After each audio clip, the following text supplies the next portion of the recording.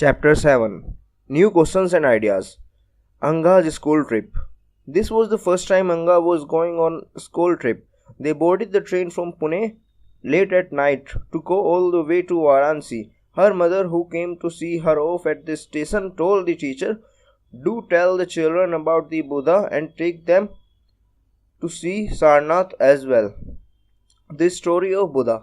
Siddhartha, also known as Gautama, the founder of Buddhism, was born about 2500 years ago. This was a time of rapid change in the lives of people.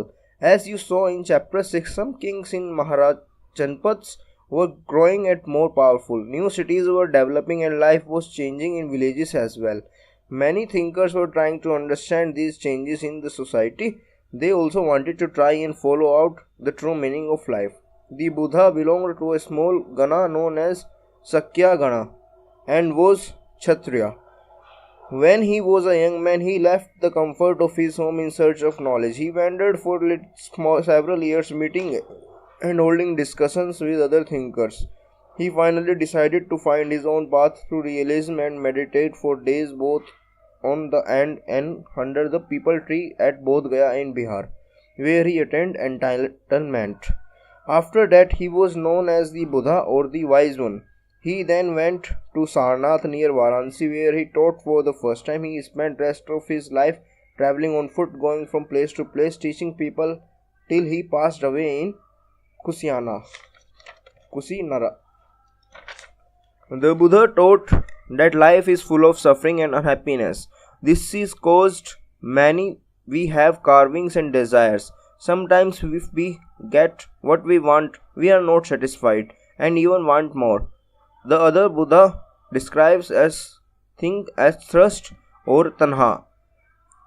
He taught that this constant craving could be removed by following moderation in everything. He also taught people to be kind and to respect the lives of others, including animals. He believed that results of our actions called karma, whether good or bad, affect us both in the life and the next. The Buddha taught the language of ordinary people, Prakrit, so that everybody could understand his message. But was the language used to compose the Vedas? He also encouraged people to think for themselves rather than to simply accept what he said. Let us see how he did that. The story of Kisa Gautama. He was a famous story about Buddha. Once there was a woman named Kisa Gautama whose son had died. She was so sad that she roamed through the streets of the city carrying the child with her, asking for help to bring him back to life. A kind man took her to Buddha. The Buddha said, "Bring me a handful of mustard seed and I will bring your child back to life."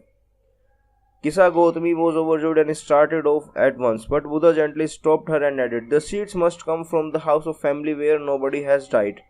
Kisa Gautami went from door to door, but wherever she went, she found out that somebody or other, father, mother, sister, brother, husband, wife, child, uncle, grandfather, grandmother had died. What was the Buddha trying to teach sorrowing mother? Upanishads. Around the same time the Buddha was preaching, and perhaps a little earlier, other thinkers also tried to find answers to difficult questions.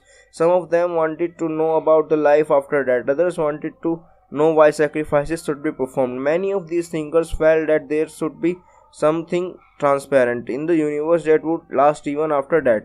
They described this as Atma, or an individual soul, or Brahman, or the universal soul. They believed that ultimately both the Atma and Brahman were ones. Many of their ideas were recorded in the Upanishads. These were part of late Vedic text. Upanishads literally mean approaching and sitting near, and the text contained conversations between teachers and students. Often ideas were presented through simple dialogues. The Wise Beggar. Here is a dialogue based on the story from one of the famous Upanishads, the Chandogya Upanishad. Sonaka and Abhipratnin were two sages who worshipped the universal soul. Once, as they sat down to eat, a beggar came and asked for some food. "We cannot spare anything for you," Sonka said.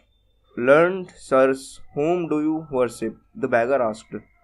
"The universal soul," Abhipratin said. "Ah, it means that you know that universal souls fill the entire world." Yes, yes, we know that. The sages nodded. If the universal soul fills the whole world, it fills me too. Who am I? But a part of the world, the beggar asked. You speak the truth, O young Brahmin. Then, O sages, by not giving me food, you are actually denying food to universal soul. The sages realized the truth of what the beggar said and shared their food with him. How did beggar convince the sages to share their food with him? Many Upanishad thinkers were men, especially Brahmins and Rajas. Occasionally, there is a mention of women thinkers such as Gargi, who was famous for her learning. The participating in debates held at royal courts. Poor people rarely took part in these discussions.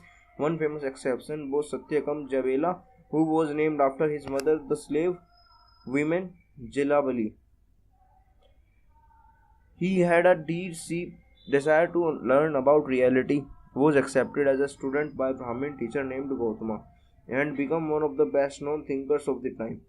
Many of the ideas of Upanishads were later developed by famous thinkers Sankaracharya, about whom you will study in class 8th. Panani, the Graminian. This was also the time when other scholars were at work. One of the most famous Panani, who prepared a grammar for Sanskrit, he arranged the vowels and consonants in a specific order and then used these to create formulae like those found in algebra. He used these to write down the rules of language in short formula. Jainism. The last and 24th Tirthanka of Jainanas, Vardhaman Mahavir, also spread his message around this time, around 2500 years ago. He was a Kshatriya prince of Lichkeva group. It was part of Vajai Sangya, about which you will read in chapter 6. At the age of 30, he left home and went to live in forest. For 12 years, he led a hard and lonely life, at the end of which he attained entitlement. He taught a simple doctrine: men and women who wished to know the truth about must leave their homes. They must follow very strict the rules of Asima, Ahinsma, which means not hurting or killing living beings. All beings, said Mahavira, long to live. To all these things, life is clear. Ordinary people could understand the teachings of Mahavira and his followers because they used Prakrit. There were several forms of Prakrit used in different parts of country and named after regions in which they were used. For example, Prakrit is spoken in Magadha was known as Magadhi. Followers of Mahavira were also known as Jainas, had to lead very simple lives, begging for food. They had to be absolute honest and were especially asked not to steal. Also, they had to observe celibacy, and men had to give up everything including their clothes. It was very difficult for most people and women to follow these strict rules. Nevertheless, thousands left their homes and learned and teach this new way. Many more remained behind and supported those who became monks and nuns, providing them with food. Jainism was supported mainly by traders, farmers who had to kill insects to protect their crops. Found it more difficult to follow the rules over hundreds of years. Jainism spread it to different parts of North India and to Gujarat, Tamil Nadu and Karnataka. The teachings of Mahavira and his followers were transmitted orally for several centuries. They were written down in the form in which they were presently available at a place called Balavi in Gujarati about 1500 years ago. The Sanghas. Both the Mahavira and the Buddha felt that only those who left their homes could gain true knowledge. They arranged for them to stay together at Sangha, an association of those who left their homes. The rules made for the Buddhist Sangha were written down in a book called Vinaya Pitaka. From this, we know that there were separated branches for women and men. All men could join Sangha, however, children had to take the permission of their parents and slaves that of their masters. Those who worked for king had to take his permission and divorce that of creditors. Women had to take their husbands' permissions. Men and women joined the Sangha, led simply life. They meditated for most of the time and went to cities and villages to beg for food during fixed hours. This is why they were known as bhikkhus. They taught others and helped one another.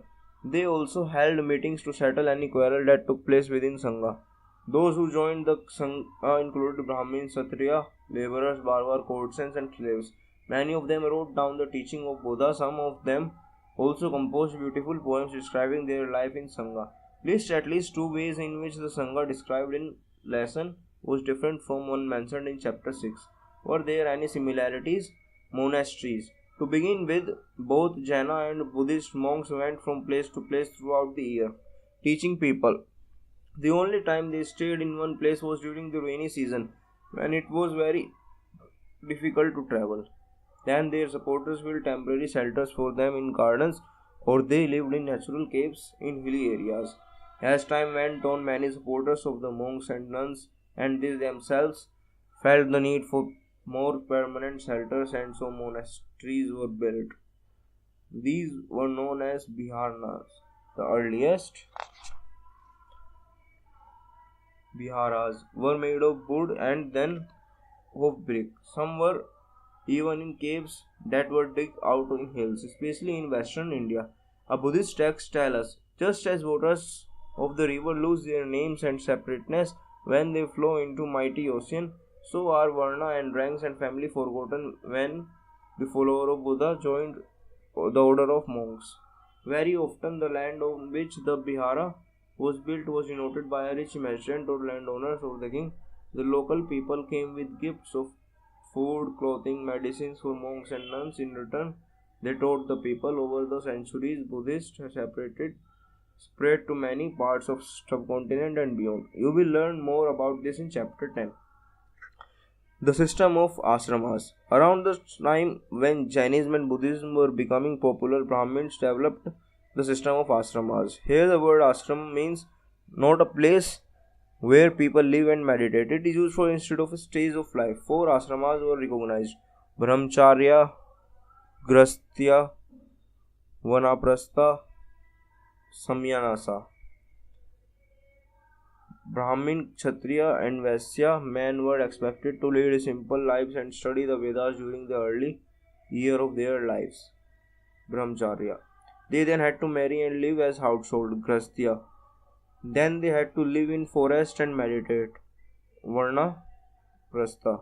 Finally, they had to give up everything and become some sannyasins. The system of ashramas allowed men to spend some part of their lives in meditation. Generally, women are not allowed to study Vedas and they had to follow ashramas chosen by their husbands. In what ways was the system of ashrama different from life of Sangha? What are the varnas mentioned here? Were all four varnas allowed to participate in the system of ashramas? Elsewhere, find Iran in your atlas. Zoroaster was an Iranian prophet. His teachings are contained in a book called Avesta. The language of Avesta and the practices described in it are very similar to those of Vedas. The basic teaching of Zoroaster and contained in the maxim good thoughts, good words, good deeds. Here is a verse from the Jand Avesta. Lord, grant strength and the rule of truth and good thinking, by means of which one shall create peace and tranquility. For more than 1,000 years, Zoroastrianism was a major religion in Iran. Later, Zoroastrians migrated from Iran and settled down in coastal towns of Gujarat and Maharashtra. They were the ancestors of today's Parsis.